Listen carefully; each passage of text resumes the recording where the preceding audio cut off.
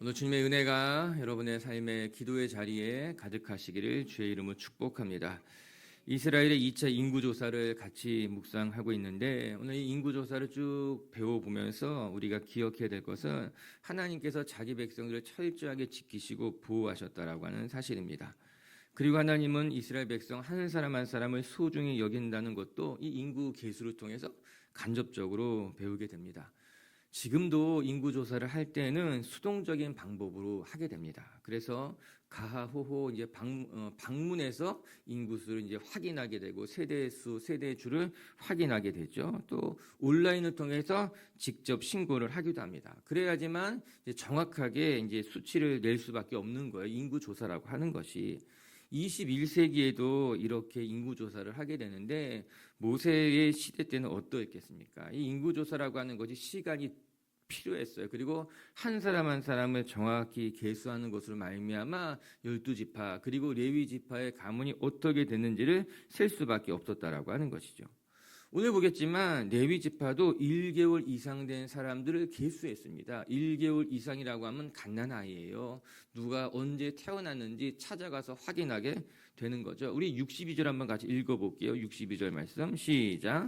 1개월 이상으로 계수된 레위인의 모든 남자는 2만 3천 명이었더라. 그들은 이스라엘 자손의 계수에 들지 아니하였으니 이는 이스라엘 자손 중에서 그들에게 준 기업이 없음이었더라. 레위인들은 인구조사를 할 때 20세 이상으로 하지 않고 1개월 된 아이 기준으로 그 이상으로 인구 계수를 하게 됩니다. 정확하게 계수했다라고 하는 것이죠. 한 사람 한 사람 다 세워가면서 한 명도 놓치지 않기 위해서 한 명 한 명 다 소중하게 세웠다라고 하는 것입니다.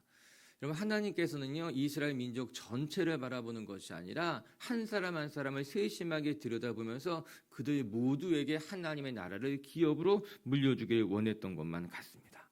이것이 하나님께서 인구조사를 통해서 우리에게 보여주신 하나님의 성품이며 자기 백성들을 돌보시는 방법인 거예요. 내가 그냥 이스라엘 민족을 지켰지 이 정도가 아니라 이스라엘 민족 한 사람 한 사람을 내 손바닥에 새겨 넣었고 그들을 내가 약속의 땅까지 인도하시겠다 그 말씀이더라고요. 사랑하는 빛의 교회 가족 여러분, 우리 빛의 교회 식구들은요 하나님을 인격적으로 만나가면서 또 하나님이 여러분 한 사람 한 사람 이름을 부르시고 한 사람 한 사람의 삶을 돌보신다는 것을 경험하시기를 주의 이름으로 축복합니다. 이제 오늘 인구조사의 마지막 부분을 같이 또 살펴보려고 합니다. 이 인구조사의 마지막 부분에는 하나님이 왜 인구조사를 이렇게 철저하게 했는지에 대한 목적이 나오고 그와 더불어서 레위인의 인구조사로 끝나게 되는 거예요. 오늘 이 본문의 말씀이 하나님이 어떠한 분인가도 알 수 있게 되고 그뿐만 아니라 하나님께서 어떻게 자기 백성들 이끌어 가시는지도 확인할 수 있게 되더라고요. 오늘 이 말씀을 통해서도 우리 좋으신 하나님, 우리의 삶을 철저하게 돌보시는 하나님을 다시 한번 묵상하시고 그 하나님 앞에 여러분의 삶을 거룩하게 헌신하는 시간이 되시기를 주님의 이름으로 축복합니다. 첫 번째 인구조사를 통해서 배우게 되는 중요한 영적인 교훈은 하나님은 공평하신 분이시며 또 공평하게 하나님의 나라를 만들어 가신다라고 하는 거예요. 52절부터 54절까지 한번 읽어볼게요. 시작. 여호와께서 모세에게 말씀하여 이르시되 이 명수대로 땅을 나눠주어 기업을 삼게 하라. 수가 많은 자에게는 기업을 많이 줄 것이요 수가 적은 자에게는 기업을 적게 줄 것이니 그들이 계수된 수대로 각기 기업을 주되 그 명수대로 땅을 나누어 주고 이렇게 이야기했어요. 인구 조사를 한 목적이 무엇인지 정확하게 나옵니다. 이제 약속의 땅에 들어가게 되면은 그 땅을 기업으로 분배받게 될 것인데 그 분배받는 기준이 무엇이냐? 그들의 명수에 따라서 그들에게 나눠 주어라 이야기합니다. 약속의 땅을 차지하기까지는 모두가 다 한마음이 되어서 전쟁을 치를 것이 분명합니다. 그러나 약속의 땅을 다 차지하고 난 이후에는 상황이 달라질 수 있어요. 문제가 달라질 수 있게 된다라고 하는 것입니다. 여러분 사람이 그렇습니다. 어려울 때는요 한마음이 되고 문제가 있을 때는 그 문제를 극복하기 위해서 다툼이 없습니다. 그런데 언제 시험이 오느냐? 그 고난이 지나가고 나면은 시험이 올 수가 있는 거예요. 어려운 일을 다 통과하고 나면은 그때부터 다툼이 생길 수 있다라고 하는 것입니다.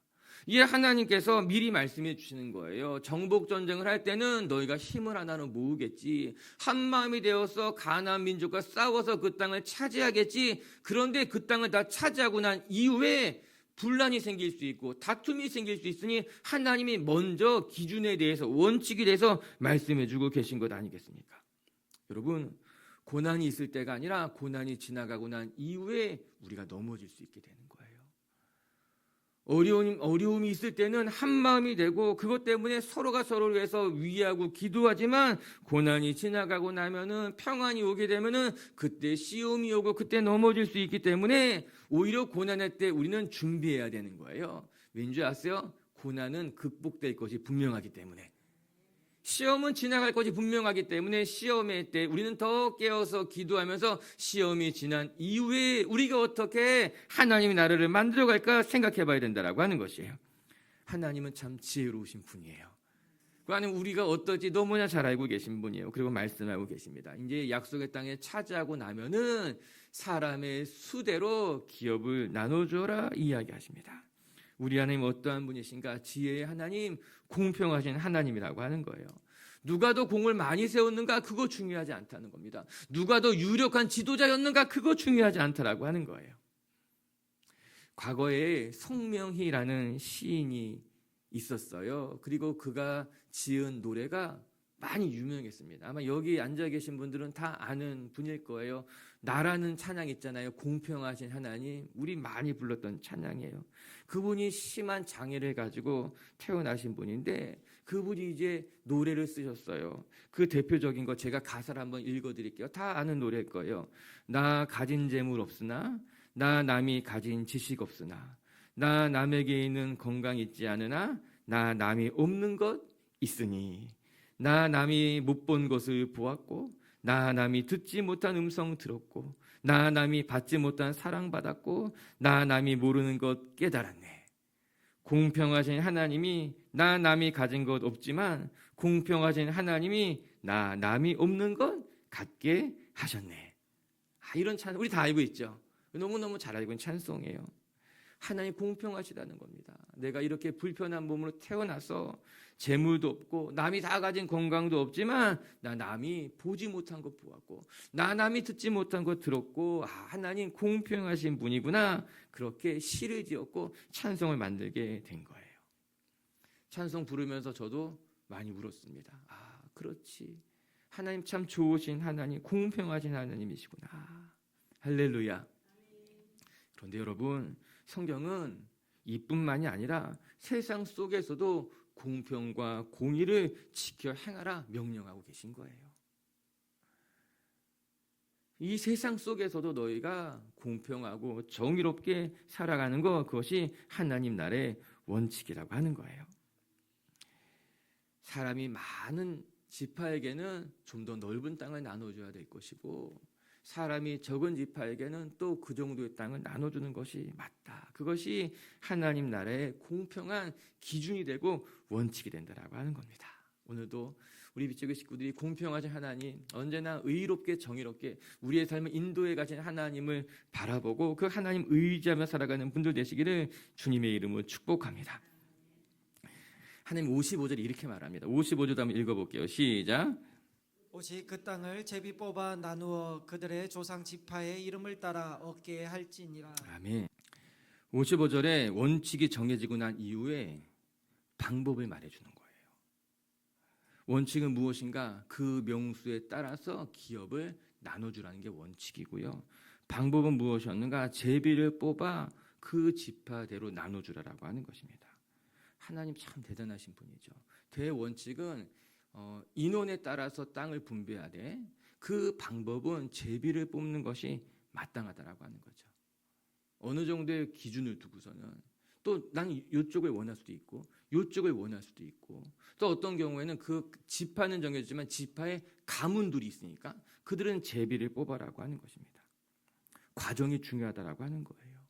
공평하다라고 하는 큰 전제 속에서 그 과정은 제비를 뽑아서 어느 누구도 억울함 없이 감당해야 된다라고 하는 것입니다. 저는 하나님이 참 아름다우신 분이시구나. 정말 하나님의 성품이 세심하구나 다시 한번 깨닫게 됩니다.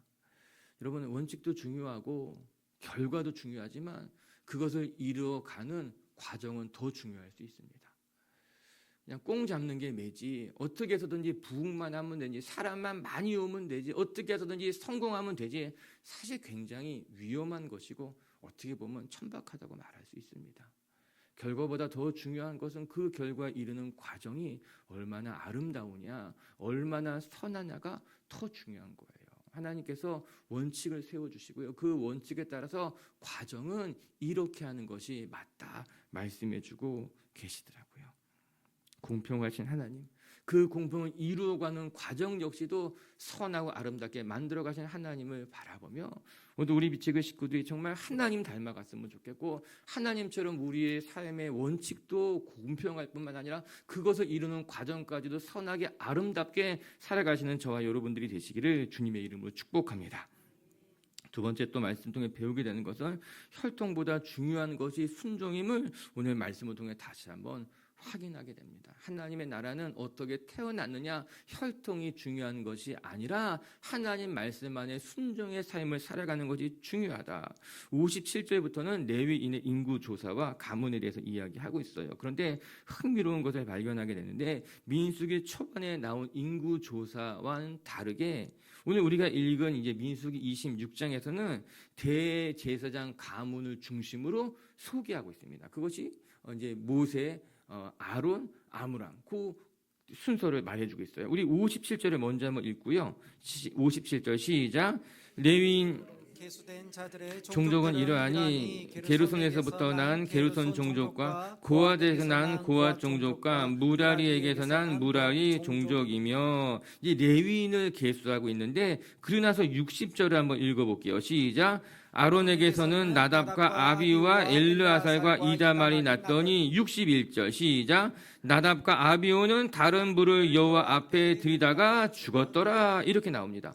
이제 레위 가문을 소개하는 데 있어서 이제는 대제사장의 가문, 고핫 가문으로부터 나와서 아론과 그의 아들 나답, 아비우 또 이렇게 이야기해 주고 있는 것이죠. 그런데 여기에서 특별한 사건이 하나 등장하게 되죠. 아론의 아들이 4명 있는데 나답, 아비우, 엘르아살, 이다말이 있다. 이렇게 이야기해 주고 있습니다. 그런데 나답과 아비우는 죽임을 당했고 그 이후에 엘르아살과 이다말을 통해서 제사장의 계보가 이어진다라고 하는 것입니다. 중요한 영적인 원리를 배우게 됩니다. 나답과 아비우가 왜 죽었는가? 하나님이 명하시지 않은 불을 들이다가 불순종이죠. 죽게 되었어요. 그리고 그렇게 죽게 되자 누가 제사장의 계보를 이었는가? 아론의 이다말, 엘르아살이 대제사장의 계보를 잇게 된다라고 하는 것입니다. 즉 아론의 장자라 하여도, 이게 나답과 아비우를 말하는 거죠. 아론의 장자라 하여도 불신앙의 길을 걸어가게 되면은 죽임을 당하게 됐다라고 하는 것입니다. 또한 혈통보다도 순종하는 사람들을 통해서 하나님께서 하나님의 나라를 이어간다고 하는 아주 중요한 메시지를 우리에게 보여주게 되는 것이죠. 그 당시는 혈통이 중요했습니다. 누가 장자이며 누가 기업을 물을 자가 될 것이냐, 혈통이 중요했지만 오늘 나답과 아비와 같으면 혈통으로는 장자로 태어났다 할지라도 그가 불순종의 길을 걸어갔을 때는 죽임을 면치 못하게 되었다. 그리고 그 불순종의 길을 걸어간 자들을 하나님은 이제 길에서 비켜가게 하시고 그의 동생들로 순종하는 삶을 살아갔던 엘르아살과 이다말을 통해서 하나님의 나라를 이어가신다라고 하는 것입니다. 맞아요. 세상은 배경을 봅니다. 세상은 가문을 보고 혈통을 봅니다. 그러나 하나님은요, 배경보다도 가문과 혈통보다도 그의 인생이 하나님 앞에 얼마나 순종하는 삶으로 살아가는가를 보시고 그들의 삶을 축복하시고 하나님의 나라를 이어가게 하신다라고 하는 것이에요. 오늘도 우리가 기억해야 될 것은 내가 어떤 배경, 어떤 가문에서 태어났는가를 자랑하고 그것을 붙들고 살아가는 것이 아니라 하나님의 말씀, 그 말씀에 순종하며 살아가는 것이 내가 살아가야 될 믿음의 길이라는 것을 기억한다면 오늘 하나님의 마음에 합한 인생이 될 줄로 믿습니다. 할렐루야. 그리고 그 뒤에 내용도 이를 분명하게 보여주고 있어요. 64절과 65절을 마저 한번 읽고 마칠게요. 시작. 모세와 제사장 아론이 시내 광야에서 계수한 이스라엘 자손은 한 사람도 들지 못하였으니 이는 여호와께서 그들에게 대하여 말씀하시기를 그들이 반드시 광야에서 죽으리라 하셨습니다. 이러므로 여분네 아들 갈렙과 눈의 아들 여호수아 외에는 한 사람도 남지 아니하였더라. 64절에 모세와 제사장 아론이 시내 광야에서 계수한 사람들은 1차 인구조사를 말하는 거예요. 그리고 1차 인구조사 이후에 시내산을 출발하고 나서 가데스 바네아에서 12정탐꾼을 보내서 이제 가나안 땅을 정탐하고 난 이후에 그들은 하나님의 말씀을 신뢰하지 않았잖아요. 그래서 하나님께서 너희가 38년 동안 광야 생활을 하게 될 것이다 말씀하셨고, 그러나 이런 말씀했죠. 그들은 다 한 사람도 약속의 땅에 들어가지 못할 것이다. 하나님의 말씀을 믿지 못했던 이스라엘 사람들은 광야에서 다 죽게 될 것이고, 오직 하나님의 말씀을 믿고 순종했던 갈렙과 여호수아만이 약속의 땅에 들어가게 될 것이다 말씀하셨잖아요. 그것이 이루어졌다는 거예요. 그들은 다 광야에서 죽었어요. 그리고 광야에서 다시 태어난 2세대만이 약속의 땅에 들어가게 됐더라고 하는 것입니다. 여기서 중요한 교훈을 두 가지 발견하게 됩니다. 첫 번째는 불신앙은 선한 열매를 맺지 못하고 하나님의 복을 누릴 수 없다라고 하는 것입니다. 전 말씀을 보면서 그들이 하나님의 말씀을 믿지 못했기 때문에 하나님이 그것에 대한 대가로 약속의 땅에 들어가지 못하고 다 광야에서 죽게 한 것일까? 거기에 물음표를 찍었어요.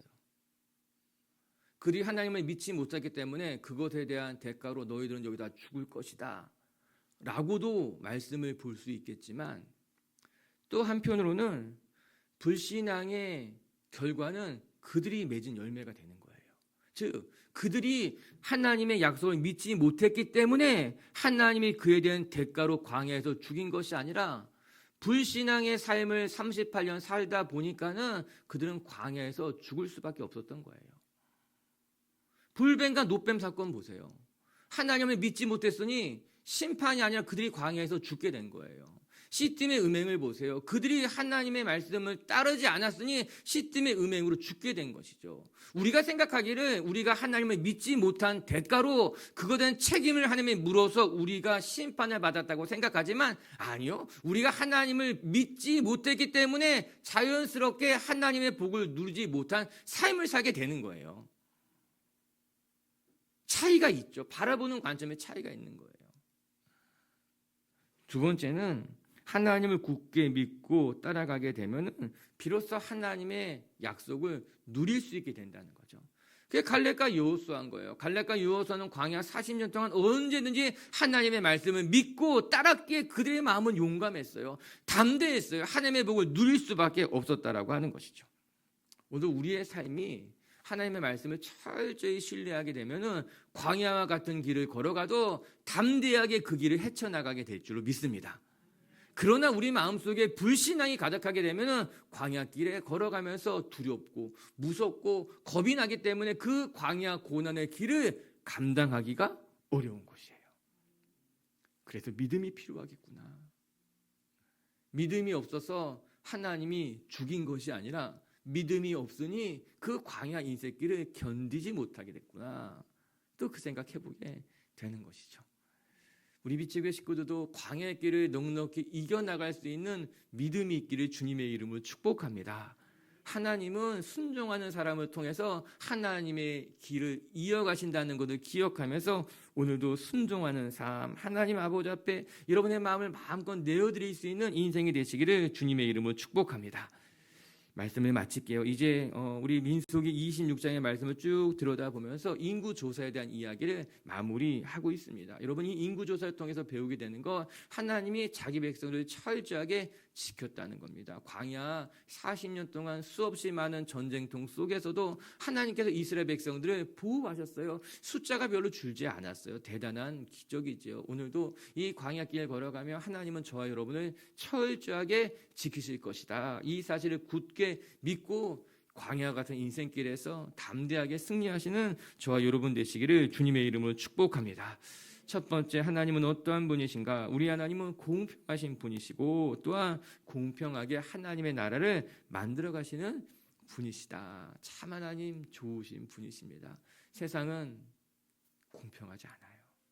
그런 하나님은 참 공평하셔요. 그리고 우리를 공평의 길로 인도하시는 의로우신 분이시다. 우리 비치교 식구들도 신앙의 원칙을 세우고 그 원칙을 지켜나가며 주님 나라 바라보는 성도님들 되시기를 주의 이름으로 축복합니다. 두 번째, 혈통보다 순종이구나. 하나님께서는 혈통을 보지 않고 얼마나 순종했는가를 보며 그의 삶을 복주시는 것이었습니다. 여러분, 세상은 혈통 봅니다. 배경을 보고 가문을 보고 그것 때문에 평가하고 판단하고 랭킹을 세우지만 하나님은요, 배경 보지 않고 혈통 보지 않고 그가 얼마나 순전한 마음으로 하나님 앞에 순종했는가를 바라보신다. 오늘도 우리 비치교회 식구들이 그렇게 주님 바라보면서 순종의 길을 걸어가는 성도님들 되시기를 주님의 이름으로 축복합니다. 같이 함께 기도합시다.